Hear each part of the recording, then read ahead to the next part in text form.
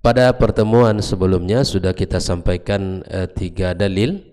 Yang pertama adalah firman Allah Subhanahu wa taala, larangan terhadap ahli kitab, di mana mereka dilarang oleh Allah untuk bersifat ghulu.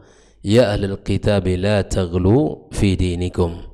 Lalu kemudian kita sebutkan hadis yang kedua yang dibawakan oleh Syekh Muhammad bin Abdul Wahhab, hadis yang diriwayatkan oleh Abdullah bin Abbas radhiyallahu taala anhuma, yang mana beliau menjelaskan tentang ayat yang Allah sebutkan pada surat Nuh, dalam surat Nuh ayat 23 Allah Subhanahu wa taala berfirman, wa qalu la tadharunna alihatakum wa la tadharunna wadda wa la suwa'an wa la yaghutha wa ya'uqa wa nasra. Dijelaskan oleh beliau tentang siapakah Wad, Suwa' dan Yaghuth serta Ya'uq wa Nasra. Lalu dalil yang ketiga hadis Abdullah bin Umar radhiyallahu taala hadis Umar bin Khattab radhiyallahu taala di mana Rasulullah SAW bersabda, la tatruni kama ataratin nasara ibn Maryam.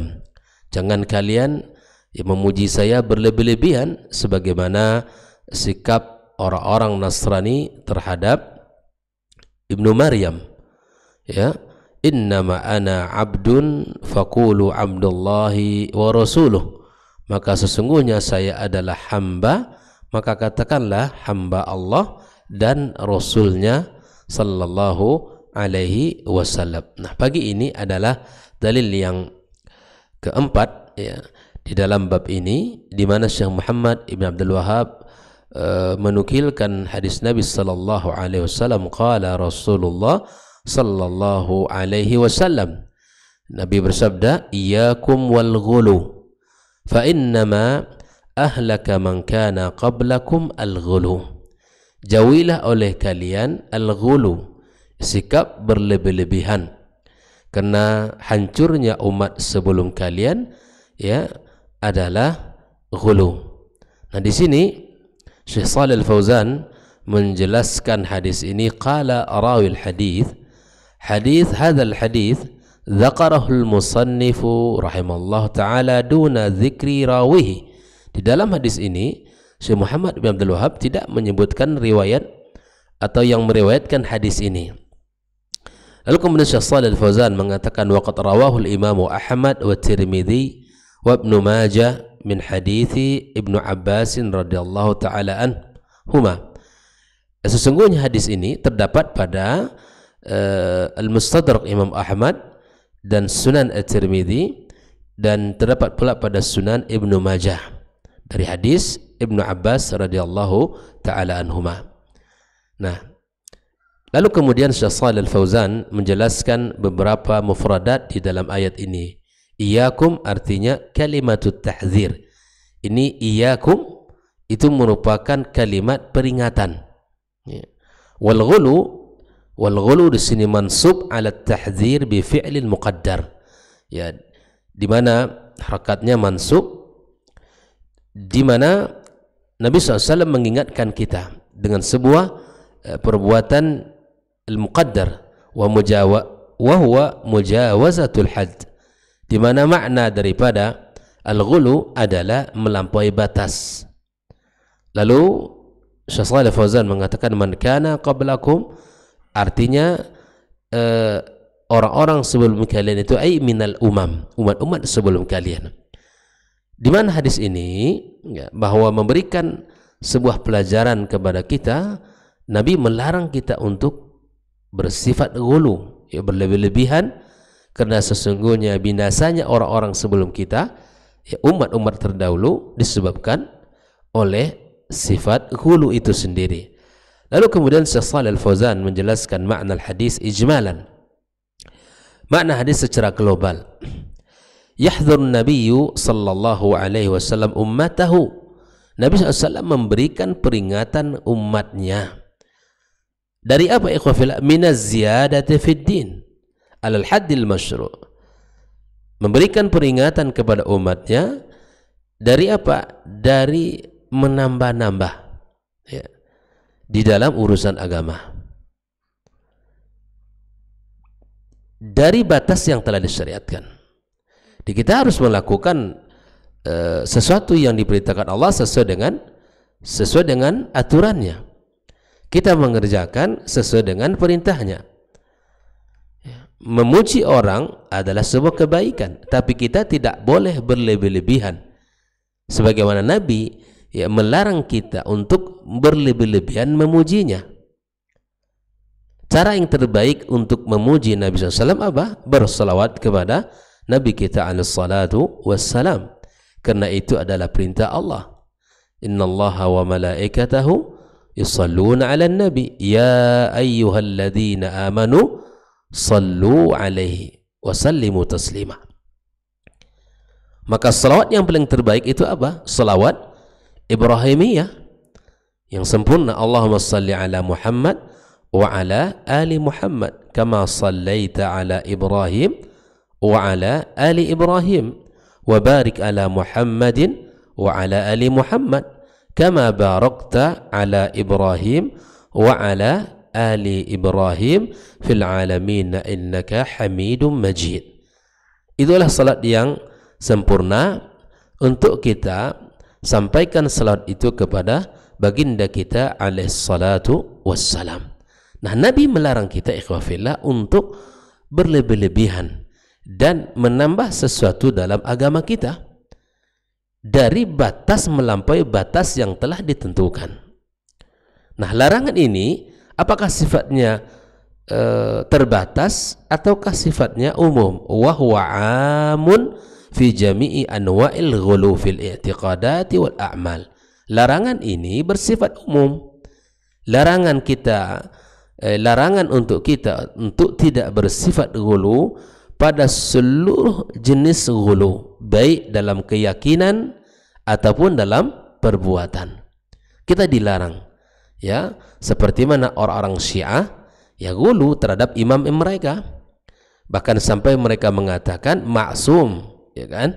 Mereka mengatakan para imam-imam mereka maksum, terbebas dari dosa. Ini ghulu, ya, sampai mereka menjadikan imam-imam mereka adalah orang-orang yang disucikan. Bahkan waliyadzubillah membolehkan bagi anak perempuan mereka atau bahkan istri mereka dimut'ah oleh para imam-imam mereka. Jika imam mereka berminat kepada salah seorang daripada putrinya ataupun istrinya langsung, maka dengan senang hati memberikan kepada imam tersebut. Nah, ini adalah kesalahan. Ini adalah sebuah kesalahan. Karena akibat ghulu mereka terhadap para imam, mereka melanggar syariat yang lain. Lalu kemudian di antara anggapan mereka, sifat ghulu yang ada pada mereka apa? Bahkan waliyadzubillah kotoran para imamnya pun direbutkan. Nah, ini juga merupakan akibat daripada salah faham terhadap imam mereka, ghulu dalam bersikap, sehingga apapun yang ada pada imam itu sesuatu yang baik di dalam agama dan keyakinan mereka. Nah, begitu juga dengan amal perbuatan. Nah, seluruhnya dilarang oleh Rasulullah SAW. Dilarang kita untuk bersifat berlebih-lebihan, karena apapun namanya, jangankan dalam urusan agama, dalam urusan dunia saja kau berlebihan juga tidak baik. Ya, sebagaimana diungkapkan, ya khairul umuri awsatuha, ya, dalam urusan dunia, apalagi dalam urusan syariat, agama yang mulia, tentu kita harus bersandar kepada sandaran yang kokoh, yaitu Al-Quranul Karim dan Sunnah Rasulullah Sallallahu Alaihi Wasallam. Lalu kemudian Syekh Shalih Fauzan mengatakan, wa min dzalika al-ghulu fi ta'dhimis salihin.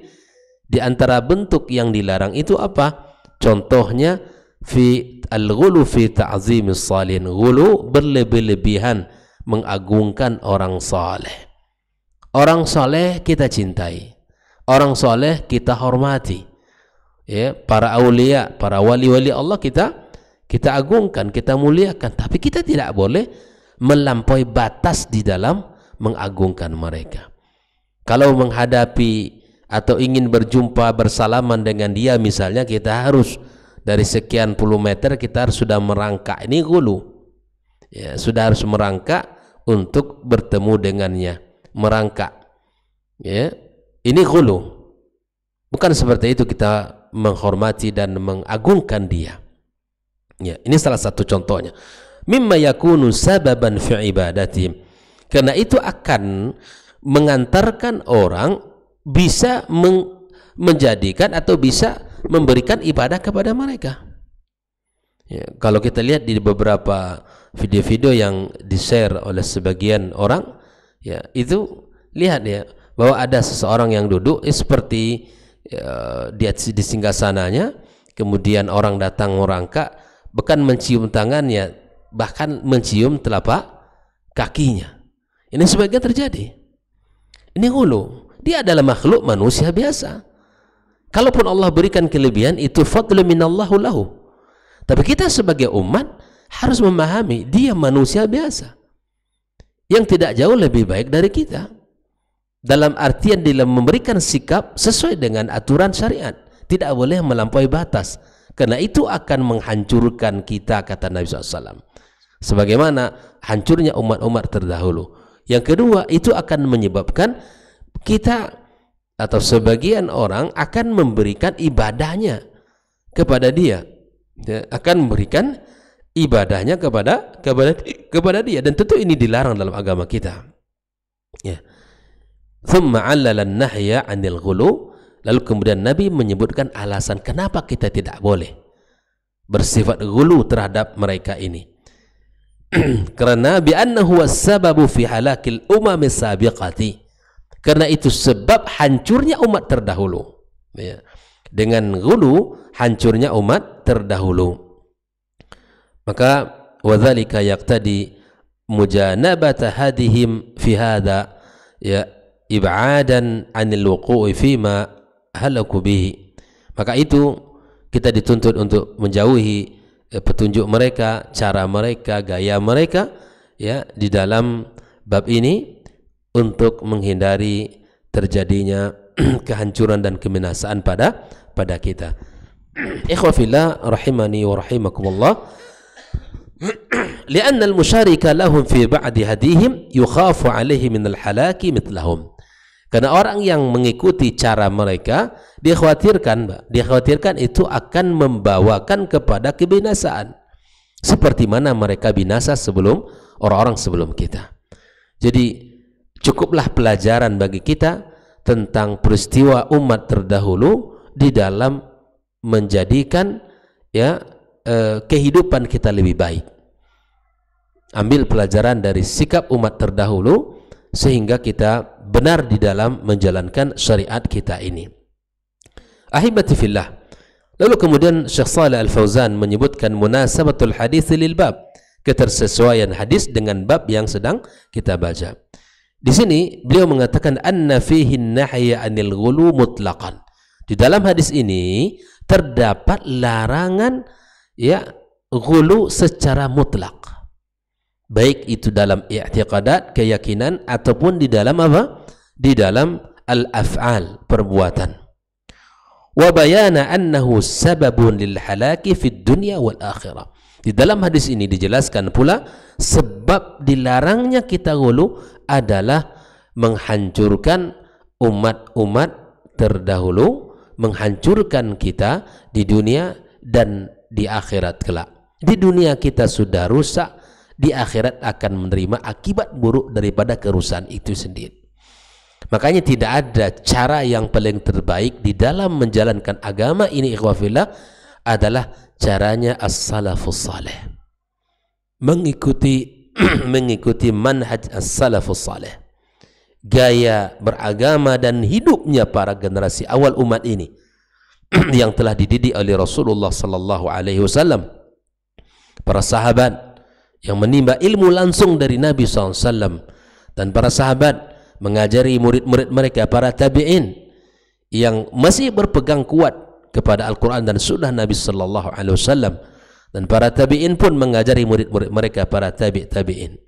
Dan mereka inilah ya yang diberikan kita rekomendasi oleh Nabi kita sallallahu alaihi wasallam untuk kita ikuti, untuk kita pelajari, dan kita contoh bagaimana kehidupan beragama mereka.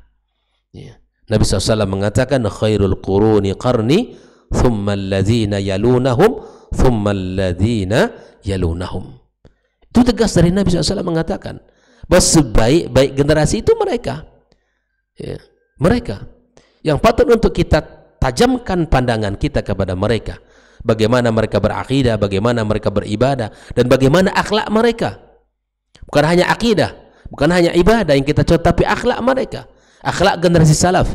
Akhlak ya mereka terhadap sesama mereka, terhadap sesama saudara, bahkan terhadap ya orang-orang yang di luar Islam. Sungguh sangat banyak kemuliaan akhlak mereka yang ditulis dan patut untuk kita pelajari bersama dan kita amalkan dalam kehidupan kita. Maka ikhwafillah rahimani wa rahimakumullah, fayadkhulu fihi an-nahyu anil ghulu fi salihin, maka di dalam larangan itu termasuklah larangan ghulu terhadap orang-orang saleh, min babi aula, ya, min babi aula. Ya, ghulu terhadap orang saleh itu lebih utama untuk kita ya tinggalkan. Li'annahu sababun lisyirki, karena itu adalah sebab mengantarkan seseorang kepada kesyirikan kepada Allah Subhanahu wa taala. Ikhwafillah, di dalam pembahasan ini Syekh Shalih Al-Fauzan menyebutkan ma yustafadu minal hadis. Apa faedah yang bisa kita ambil dari hadis ini? Satu, an-nahyu anil ghuluwi wa bayanu su'i aqibatih. Larangan terhadap ghulu dan penjelasan buruknya akibat ghulu itu sendiri. Dilarang kita bersifat ghulu atau berlaku ghulu terhadap orang-orang saleh. Jadi jangan sampai disalahpahami ini. Ini para mereka ini orang-orang yang tidak menghargai para ulama, para aulia, bukan itu. Kita menghargai tapi dengan batasan syariat. Kita menghormati mereka, para ahli ilmu, para aulia, para salihin, tapi dalam batasan-batasan agama. Tidak boleh memuji mereka, mengagungkan mereka melampaui batas agama yang telah ditentukan. Yang kedua, karena kita dilarang, maka bagi siapa yang mengerjakan itu akan berakibat buruk dalam sikap dan perilakunya itu sendiri. Yang kedua, ikhwafillah, al-i'tibaru biman sabaqana minal umam. Ya, ambil pelajaran dari umat-umat terdahulu, li tajannubi ma waqa'u fihi minal akhta', agar bisa kita menjauhi ya kesalahan-kesalahan. Jadi kalau kita mencontoh kehidupan generasi salaf, maka kita akan lebih kecil kesalahan kita. Ya, kita akan lebih kecil kesalahan kita. Maka kita mencontoh dan meniru bagaimana mereka beragama. Yang ketiga, ikhwafillah, hirsuhu sallallahu alaihi wasallam ala najati ummatihi minasyirki. Ini perhatian Nabi SAW terhadap umatnya, terhadap keselamatan umatnya dari kesyirikan itu sangat tinggi. Jadi cinta Nabi kepada kita itu sangat luar biasa, di mana dalam setiap keadaan dan momen Nabi SAW memberikan nasihat, memberikan peringatan, memberikan pelajaran kepada kita agar kita selamat, ikhwafillah. Jalan keselamatan itu ada pada mengikuti Nabi kita sallallahu alaihi wasallam. Nah, Nabi di sini, dalam hadis ini, perhatiannya terhadap keselamatan umatnya dari kesyirikan dan seluruh wawasailihi wa ba'dihim anhu, dan seluruh sarana-sarana dari kesyirikan itu sendiri, dan menjauhkan mereka dari hal itu. Yang keempat, al-hathu 'ala al-i'tidali fil ibadati wa ghairiha baina janibayil ifrati wat tafrid, di mana kita dianjurkan untuk bersikap i'tidal ya di dalam ibadah kepada Allah dan yang lainnya. Di dalam ibadah kita dianjurkan untuk bersikap i'tidal, ya, kita menjadi orang yang beribadah tidak menjadi orang yang berlebih-lebihan sehingga itu mematahkan sehingga membosankan, dan juga tidak termasuk orang yang mengabaikan sehingga itu termasuk orang yang tidak mempedulikan. Jadi kita ini ikhwafillah di dalam ibadah kepada Allah, kita lakukan sesuai dengan perintah. Ada porsinya dan ada caranya dan ada aturan-aturan, ikuti itu. Karena biasanya orang kalau sudah terlalu melampaui batas, itu akan mendatangkan sesuatu yang bisa membuat dia bosan atau bahkan membuat dia tidak suka. Maka lakukan sesuatu itu, pada sesuatu itu sesuai dengan aturannya, lakukan, jangan melampaui batas. Yang kelima, annal ghuluwa fi salihin sababun lil wuqu'i fi syirki. Ghulu terhadap orang saleh sebab ya kita terjatuh kepada kesyirikan. Yang keenam, syiddatu khawfihi sallallahu alaihi wasallam minasyirki wat tahziri minhu. Ya, bahwa Nabi kita SAW sangat khawatir dan takut ya kita terjatuh kepada kesyirikan, makanya Nabi berikan peringatan kepada kita. Masya Allah ya, ini adalah perhatian yang tinggi kepada kita dari Nabi kita alaihissalam. Dia tahu bahwa kesyirikan itu adalah dosa besar dan dosa yang membinasakan, bahkan kezaliman yang paling besar. Maka Nabi ajarkan kepada kita agar kita menjauhi kesyirikan itu. Jangan lakukan kesyirikan karena itu akan mengundang murka Allah Subhanahu wa taala. Maka Nabi sallallahu alaihi wasallam ya memberikan kepada kita nasihat, peringatan, pembelajaran agar kita selamat dari segala hal yang disebutkan pada hadis ini. Ikhwafillah, kita lanjutkan hadis yang berikutnya. Ini hadis yang singkat, insyaallah berkaitan dengan bab ini. Wali Muslim an Ibnu Mas'ud anna Rasulullah SAW qala, dari Imam Muslim dari sahabat Nabi Abdullah bin Mas'ud, Nabi SAW bersabda, halakal mutanatti'un qalaha thalathan. Halakal mutanatti'un qalaha thalathan. Binasalah orang-orang mutanatti'. Mutanatti' itu apa? Di sini dijelaskan oleh Syekh Shalih Fauzan, al-muta'ammiquna fi syai'i min kalamin wa ibadatin wa ghairiha, yaitu orang-orang yang berlebih-lebihan di dalam mendalami sesuatu, baik itu berupa perkataan ataupun ibadah. Di Nabi memberikan peringatan, halakal mutanatti'un, binasalah orang-orang yang berlebih-lebihan. Nabi mengatakan sampai 3 kali. Thalathan di sini ay qala hadhil kalimah thalatha marrat mubalaghatan fil iblaghi wat ta'lim. Nabi menyebutkannya 3 kali dalam bentuk pengajaran ya, supaya lebih berkesan di hati kita yang mendengarkan. Makna ijmal dari hadis ini apa? Yuwaddihun Nabi sallallahu alaihi wasallam, Nabi menjelaskan annal ta'ammuqa fil asya', yaitu berlebih-lebihan di dalam sesuatu, wal ghulu fiha, dan ghulu di dalamnya, yakunu sababan lil halak, adalah sebab di mana binasanya ya kita. Wa muraduhu sallallahu alaihi wasallam an-nahyu an dzalik. Maksud daripada halakal mutanatti'un di sini adalah Nabi melarang kita bersifat berlebih-lebihan ya. Munasabatul hadis lil bab, ketersesuaian hadis ini dengan bab yang sedang kita baca, anna tanattu'a minal ghuluwi al manhiyu an. Bahwa tanattu itu adalah bagian dari ghulu yang dilarang. Minal ghuluwi al manhiyi anhu, dan dari termasuk ghulu yang dilarang, tanattu', mendalami sesuatu ya. Wa yadkhulu fi dzalika tanattu' fi ta'dhim salihin, termasuklah yang berlebih-lebihan di sini yang dilarang itu adalah mengagungkan orang saleh, ilal haddil ladzi yufdi ila syirki, sampai kepada batas yang mengarah kepada kesyirikan. Seperti apa yang saya sampaikan tadi, tanattu' itu juga dilarang, bagian daripada ghulu. Ghulu berlebih-lebihan, tanattu' juga berlebih-lebihan, terlalu mendalami ya. Di antara bentuk-bentuknya disebutkan oleh para ulama juga, di antara bentuknya memberikan kritikan yang berlebih-lebihan sehingga menjatuhkan orang yang itu tidak pantas dikatakan dengan bahasa-bahasa yang jorok, bahasa-bahasa yang menghinakan, tidak boleh, apalagi orang-orang ahli ilmu. Begitu juga memuji orang dengan pujian yang berlebih-lebihan, setinggi-tinggi pujian yang belum sampai pada derajat itu, ya. Dan bahkan jauh dari apa yang disampaikan. Ini juga dilarang dalam agama kita. Maka berikan pujian sesuai dengan sesuatu yang baik. Munasabatul hadis lebab, bahwa dilarangnya kita untuk bersifat ghulu dan tanatu bagian dari ghulu itu sendiri. Di antara faedah hadis ini apa ikhwah fillah?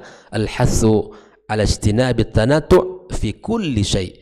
Di mana kita diperintahkan untuk menjauhi at-tanattu' fi kulli syai', berlebih-lebihan di dalam segala sesuatu. La siyama al-ibadat wa takdir as-salihin. Terlebih lagi di dalam ibadah kepada Allah dan menghormati dan memuliakan orang-orang saleh. Jangan salah dipahami sekali lagi, memuliakan orang saleh adalah kemuliaan, bagian hal yang dipuji oleh Allah, tapi kita tidak boleh berlebih-lebihan melampaui batas dalam berikan pujian dan sanjungan. Yang kedua, al-hathu 'alal i'tidali fi kulli syai', diperintahkan untuk kita menjadi orang yang selalu seimbang di dalam segala sesuatu. Tidak berlebih-lebihan. Ya, seimbang itu penting. Ya, di dalam menjalankan ibadah ataupun perbuatan-perbuatan.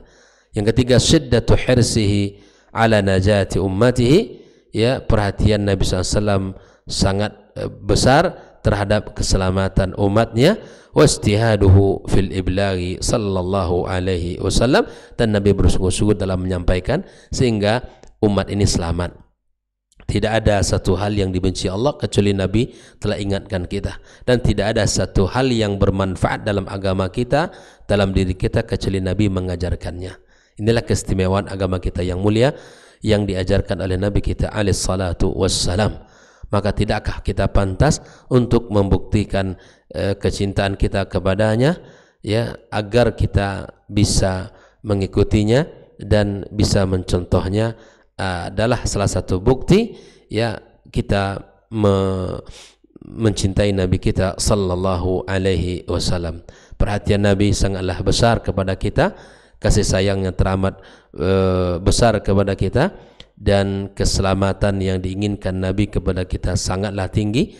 Maka dengan cara mengikutinya dan mempelajari syariatnya serta mencintai sunnah-sunnahnya adalah bagian yang besar yang akan bisa menyelamatkan kita dari segala kehancuran dan kebinasaan.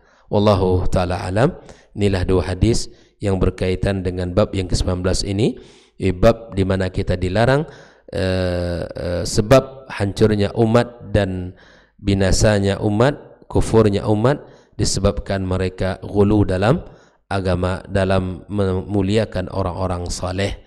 Ya, di dalam dua hadis yang diriwayatkan oleh Ibnu Mas'ud radhiyallahu taala anhu, dan hadis yang diriwayatkan oleh Imam Ahmad dan Tirmidzi, dan dari hadis Ibnu Abbas radhiyallahu taala anhuma ini. Mudah-mudahan kita bisa memahaminya dengan baik dan benar, dan bisa kita amalkan dalam kehidupan kita, sehingga kita menjadi orang-orang yang bersikap seimbang di dalam mengerjakan sesuatu, baik itu dalam sebuah keyakinan ataupun dalam ibadah kita kepada Allah Subhanahu wa taala. Wa sallallahu ala nabiyyina Muhammadin wa ala alihi wa sahbihi ajma'in. Wa subhanakallahumma wa bihamdika asyhadu an la ilaha illa anta astaghfiruka wa natubu ilaih. Wassalamu alaikum warahmatullahi wabarakatuh.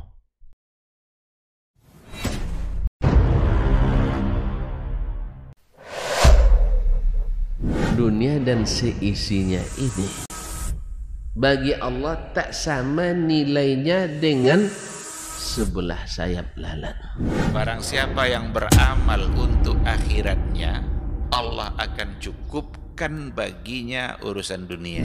Sayati zamanun 'alan nasi as-sabiru fihim qalqabit al-jamarah. Akan ada satu masa di akhir zaman yang berpegang teguh dengan agamanya seperti orang yang sedang memegang bara